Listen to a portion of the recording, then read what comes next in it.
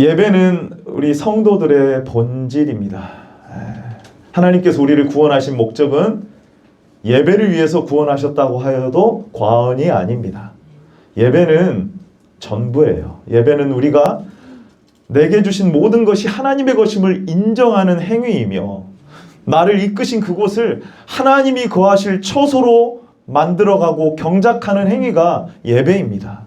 그러니 반드시 필요한 게 뭐냐면 하나님 앞에 경외함으로 나아가야 돼요. 사랑하는 귀한 성도 여러분, 하나님을 온전히 예배하는, 그래서 하나님이 받으시는 참된 예배자들 되시기를 바랍니다. 아멘. 그래서 우리가 살펴보고 있는 것은 어떻게 하면 더 온전하게 예배드릴 수 있을까? 하나님이 받으시는 예배가 될 수 있을까? 그래서 찬양이 중요하고 기도가 중요하고 무엇보다 말씀이 중요하고, 오늘은 성찬, 바로 성례가 포함된 이 모든 은혜의 방편이 예배 가운데 바르게 사용되어야 됩니다. 특별히 성경에서는 이 성찬 예식을 예수님께서 재림 때까지 행하라라고 말씀하셨어요. 우리 고린도전서 11장 26절을 같이 한번 읽어보겠습니다. 시작. 너희가 이 떡을 먹으며 이 잔을 마실 때마다 주의 죽으심을 그가 오실 때까지 전하는 것이니라. 아멘. 여러분, 이 성례는 예배하고 동떨어진 개념이 아니에요. 성례, 성찬식은 그저 그냥 예수님의 죽으심을 기념하는 기념식 정도가 아닙니다. 물론 성경에서는 기념하라고 하셨지만 더 깊은 의미가 있어요. 더 깊은 의미. 특별히 종교개혁자들은 말씀과 함께 이 성찬을 아주 중요하게 보았습니다. 세례와 성찬을 포함해서 성례라고 하죠. 거룩한 예식이라고 해야지고 동등한 개념으로 보았어요. 말씀과 거의 동등한 개념으로 보았습니다. 그래서 칼빈은 성찬은 보이는 말씀이다라고 했습니다. 보이는 말씀이다. 우리가 쯔빙글리 계통의 개혁교회와 그 다음에 루터파 교회가 하나 되려는 시도가 있었습니다. 근데 우리와 지금 개혁교회와 루터 교회는요 전혀 다르거든요. 거의 루터파 교회는 상당히 카톨릭과 비슷한 모습을 보이고 있어요. 근데 거기서 그 협상이 결련된 중요한 이유가 뭐냐면요, 이 성찬 때문이었어요. 성찬을 어떻게 보느냐, 성찬을 어떻게 보느냐. 그 정도로 여러분 성찬이 중요합니다. 신학적인 요소가 다 같아도 이 성찬에 대한 해석 하나가 다르니까 하나가 될 수 없을 정도로 중요하게 여긴 거예요. 카톨릭과 루터교는 성례가 참 중요하게 여깁니다. 근데 우리 기독교는, 개신교는 예배, 특별히 말씀에 비중을 더 두었습니다. 여기까지는 좋습니다. 그런데 안타까운 것은 이 성례를 너무나도 약화시켰다는 거예요. 이 성찬을 너무나도 약화시켰다는 거예요. 축소시켰다는 거예요. 그래서 오늘날 성만찬은 1년에 한두 번 정도 하는 행사가 되었습니다. 기념식이 되었어요. 근데 여러분 성경에 보면은 예수님께서 이 성만찬에 대하여서 중요하게 여기시는 것을 보게 됩니다. 여러분, 이 성만찬이 우리의 예배 가운데 얼마나 중요한 위치를 차지하고 있는지 오늘 말씀을 통하여서 살펴보기를 원합니다. 그래서 이 성만찬을 통하여서 하나님께서 우리에게 주시는 놀라운 은혜가 실제로 우리의 삶을 변화시키는 놀라운 성령의 능력으로 나타나게 되는 은혜가 있게 되기를 간절히 축원합니다. 아멘. 그러기 위해서는요, 이 성만찬을 어떻게 보는지 카톨릭과 몇 가지 이렇게 설들에 대해서 잠깐 살펴보기를 원해요. 첫 번째, 카톨릭은요, 따라해 보겠습니다. 화채설. 네, 화채설을 주장합니다. 이것은 너희를 위하여 주는 내 몸이다라고 해야지, 그대로 문자적으로 해석을 해야지고, 이 떡과 즙이 예수님의 실제 살과 피다라고 그렇게 본 거예요. 그렇지 않죠, 여러분. 그렇지 않죠. 여러분, 예수님은 온 우주 만물 가운데 편재해 계시는 전능하신 하나님이신 줄로 믿습니다. 아멘. 근데 예수님의 인성은 어떻습니까?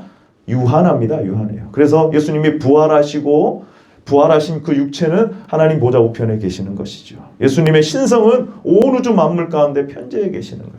그래서 육체가 여기에 있다라고 하는 것은, 이것은 신학적으로 맞지 않아요.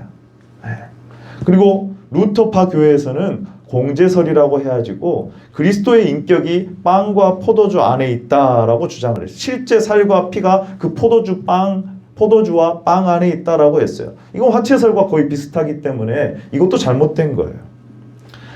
쯔빙글리를 이어받는 그러한 측에서는 기념설을 주장을 합니다.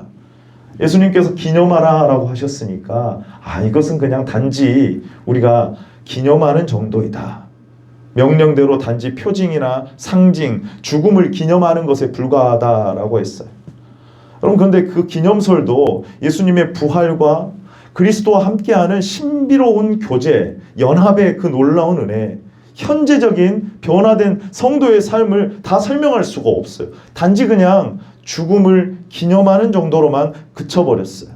그래서 그 성찬식은 슬퍼하는, 애통해하는 그 정도로만 그치고 말았습니다. 우리는 뭘 따르느냐? 칼빈의 영적 임재설을 따릅니다. 한번 따라해 보겠습니다. 영적 임재설. 네, 성만찬은 세례를 통하여서 그리스도와 연합된 자가 날마다 그 그리스도로부터 오는 그 풍성한 은혜를 어떻게 누리게 되는지 그것을 잘 설명해 주는 바로 예식이 바로 이 성찬 예식이라는 거예요.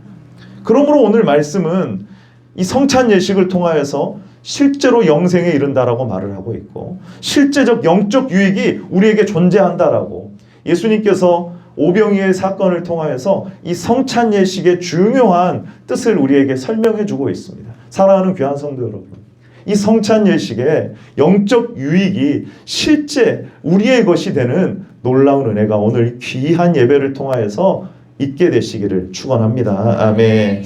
몇 가지를 살펴보기를 원하는데요. 첫 번째는 예수님께서 내 몸을 먹고 내 피를 마시라 라고 예수님이 말씀하셨어요. 자, 우리 54절 말씀을 같이 한번 읽어보겠습니다.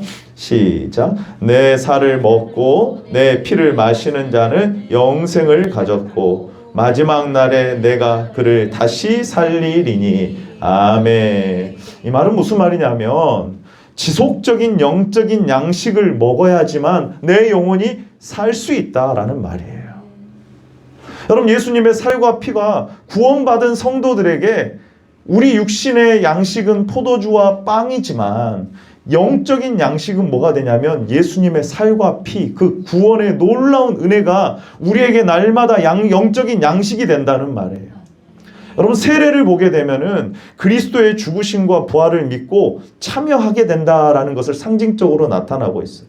그리고 나서 성찬을 통해서 지속적으로 예수님의 살과 피, 그 구원의 그 놀라운 은혜가 나의 영적인 양식이 되어서 그렇게 살아간다는 거예요. 영적인 삶을 그렇게 산다는 거예요.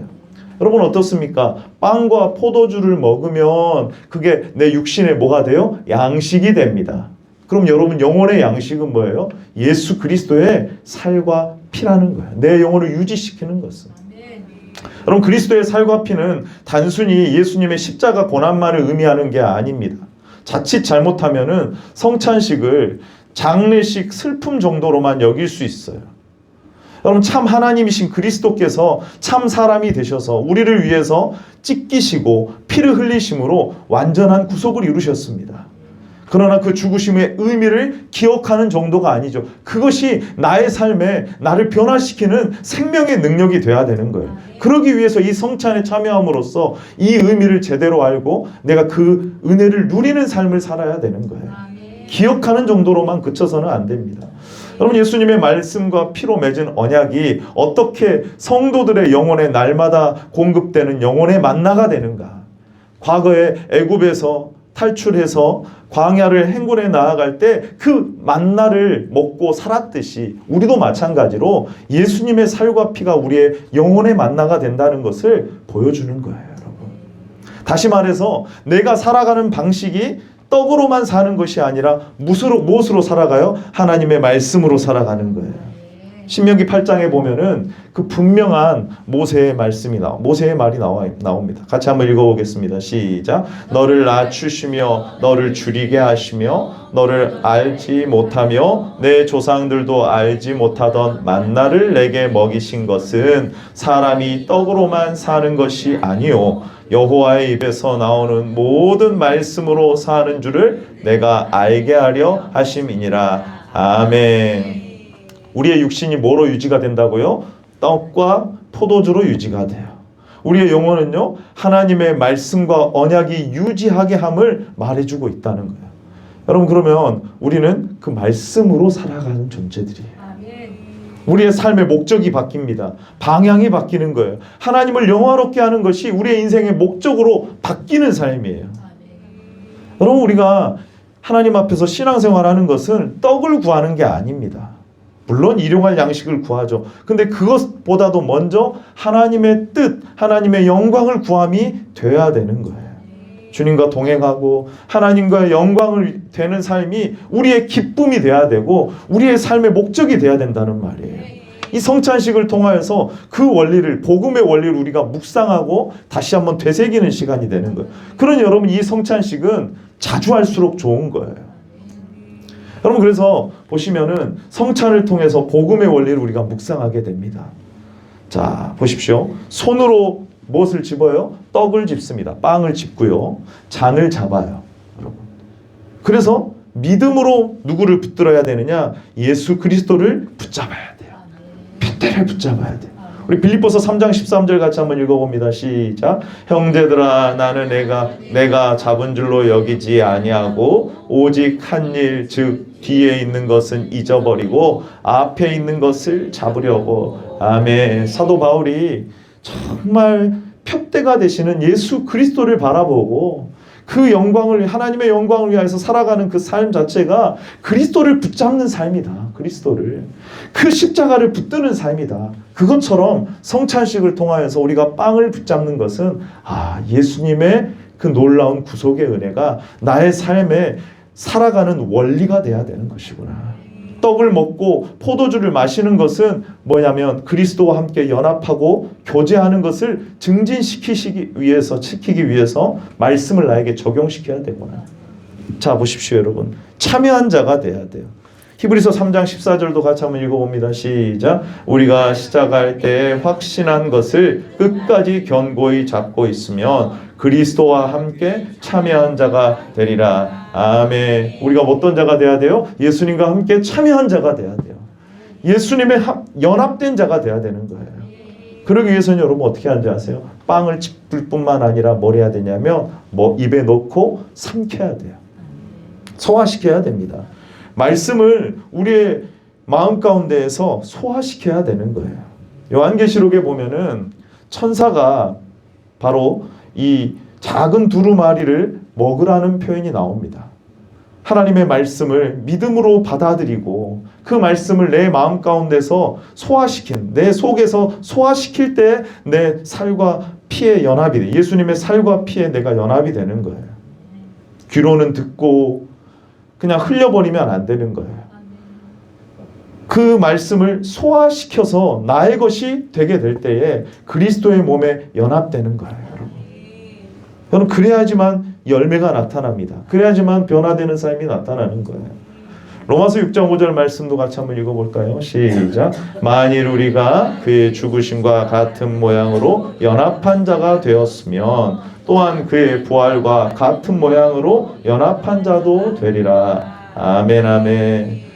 여러분, 그 요한복음 15장 말씀에 보면 포도나무 비유가 나오는데 거기에 보면은 포도나무에 뭐 해야 돼요? 접붙여져야 돼요. 접붙여지지 않으면 그 가지는 어떻게 돼요? 결국에는 밖에 버려져서 장작이 돼버리고 맙니다. 여러분, 우리도 마찬가지입니다. 그리스도와의 연합이 이렇게 중요하다는 것을 성찬을 통해서 내가 그리스도를 붙잡는 삶, 십자가의 그 구속의 은혜를 붙드는 삶을 늘 살아야 되구나. 그리고 그 말씀을 내가 먹고 소화시켜서 나의 것이 되고 그 말씀이 내 안에 거하고 내가 그리스도 안에 거하는 이 연합한 삶을 살아야 되는 것이구나.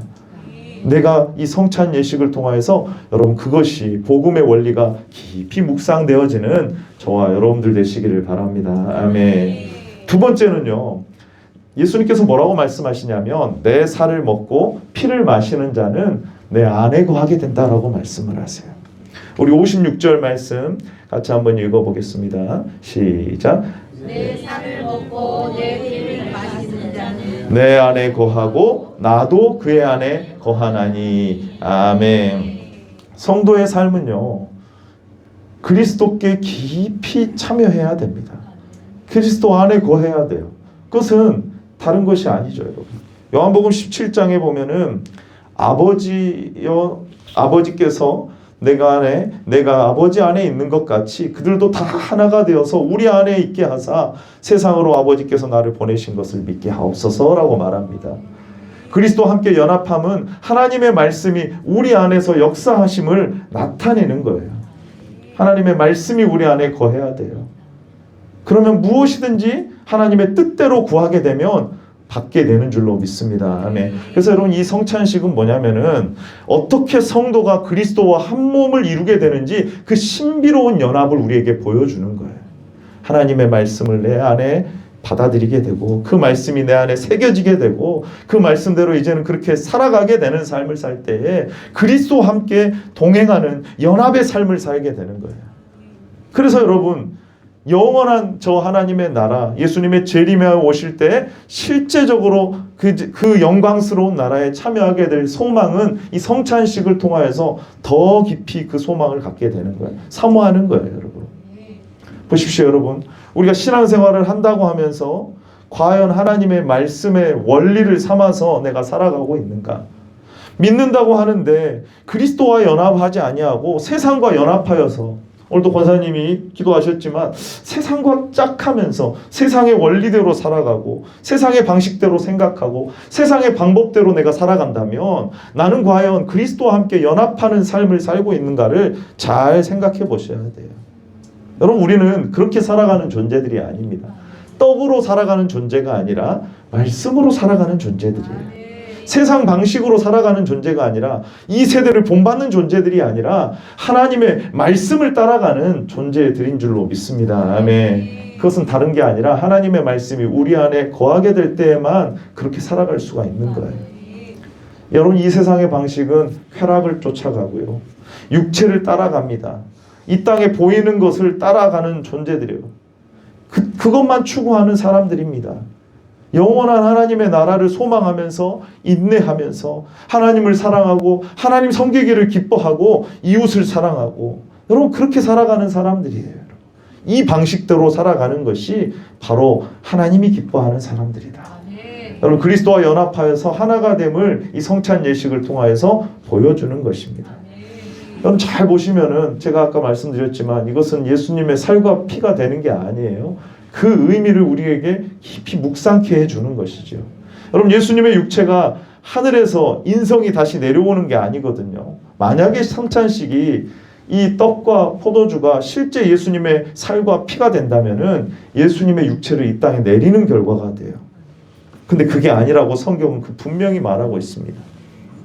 예수님은 지금 어디 계십니까? 육체로는 자, 에베소서 2장 6절 시작. 또 함께 일으키사 그리스도 예수 안에서 함께 하늘에 앉히시니. 아멘. 예수님의 육체는 지금 인성은 하나님 보좌 우편에 계시지만 예수님의 신성은 온 우주 만물 가운데 성령으로 교회 가운데 하나님의 영으로 우리 가운데 임하여 계시는 줄로 믿습니다. 아멘.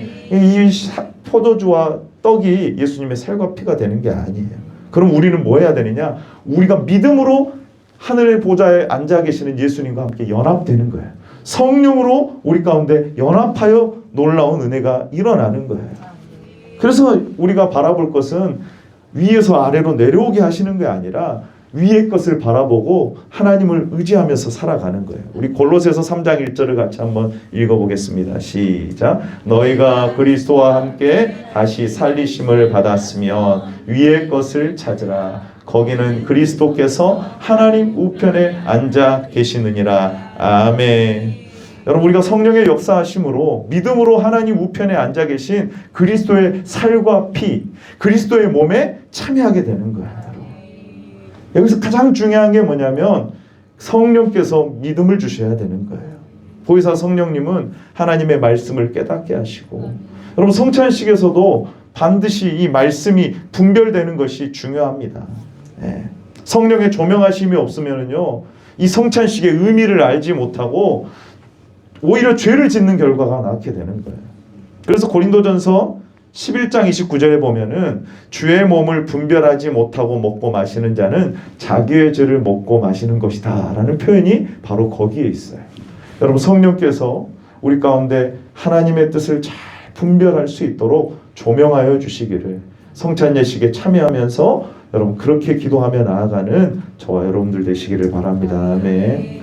그래서 여러분 어떤 일이 벌어지냐면요, 예수님과 이제 성찬 예식을 통해서 그리스도와 함께 그리스도에게 참여하는 그리스도의 몸에 참여하는 놀라운 연합이 우리에게 이루어지게 되면요, 예수님의 모든 영적인 유익이 우리의 것이 돼요. 이해되십니까, 여러분? 자, 연합의 가장 큰 결과는 그리스도의 것이 나의 것이 되는 거예요. 자, 우리 에베소서 1장 3절 같이 한번 찾아보겠습니다. 에베소서 1장 3절입니다.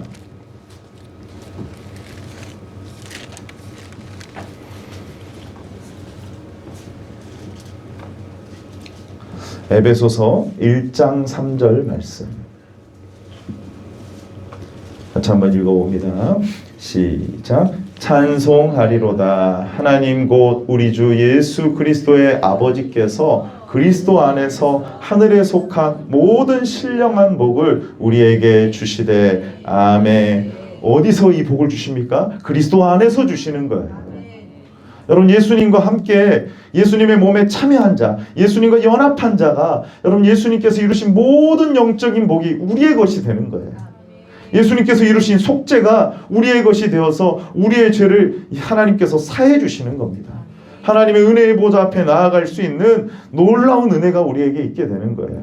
하나님의 아들들이 되게 하시고요, 기업을 얻게 됩니다. 이게 에베소서 1장 3절 다음 부분에 나온 내용이에요.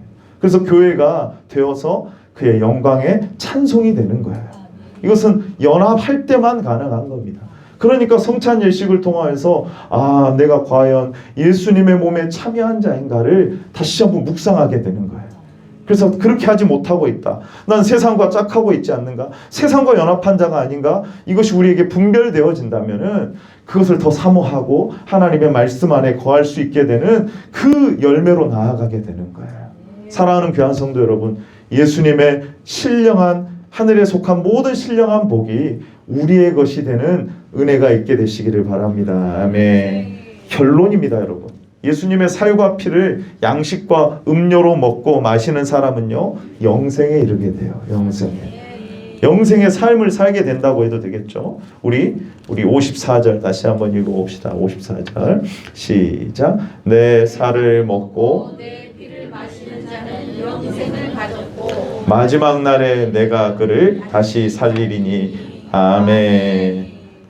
영생의 삶을 어떻게 표현하냐면요, 57절에 보시면은 내가 예수님께서 하나님으로 말미암아 사는 것처럼 나를 먹는 그 사람도 예수님으로 말미암아 살리라. 말씀으로 말미암아 살리라. 믿음으로 말미암아 살리라. 이렇게 표현해도 되겠죠, 여러분.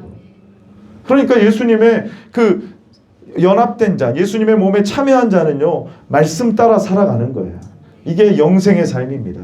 영생은 요한복음 17장 3절에 뭐라고 나왔어요? 유일하신 참 하나님과 그가 보내신 자 예수 그리스도를 아는 것입니다.